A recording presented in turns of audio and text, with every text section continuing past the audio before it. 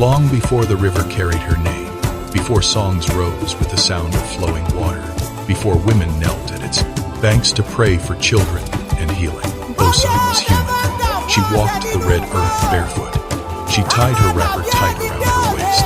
She wore coral beads not as decoration but as identity. In the early days of the Yoruba people, when towns were still learning how to stand, Osun lived among them not as a queen, not as a warrior.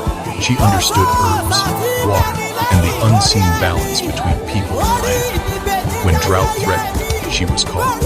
When children fell ill, she was sought. When leaders argued in the night, her name was whispered. But power, among humans, always attracts envy. Osun spoke softly, yet her presence unsettled men who ruled by force. As the town grew, new leaders emerged louder, harder, impatient with old ways. They wanted control, not balance, expansion, not harmony. Osun warned them. She spoke of rivers that must not be disrespected, of sacrifices owed to the land, of destinies that cannot be rushed.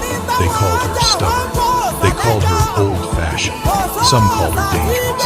The same mouth that once praised her now questioned her place. When conflict came, as it always does, Osun stood alone. One night, she walked toward the river that had always listened. The moon reflected on the water like a silent witness. No one knows exactly what happened next. Some say she stepped into the river willingly, choosing union with the force she had always served. Others say she was betrayed, pushed from memory into myth. But by morning, Osun was gone, and the river had changed. Its waters began to heal. Its flow became protected. Fish multiplied. The land near its banks flourished. The people noticed. They began to speak her name with reverence. They brought offerings. They sang songs not to a woman anymore, but to something greater.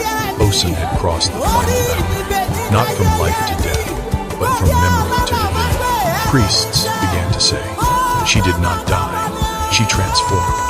The river became her body, its currents, her breath, its patience, her warning.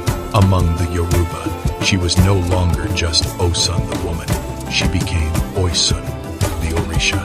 But even as her worship grew, something human remained. She answered women first, those who carried life, those ignored, those betrayed. She demanded sweetness, honey, songs, gentleness, not blood, because Osun remembered pain.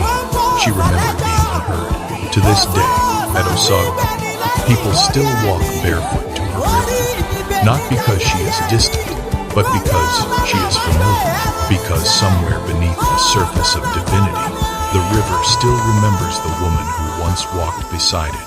Osun is not just a goddess. She is a warning, a reminder that when wisdom is silenced, it does not disappear. It becomes something else, and sometimes it becomes eternal.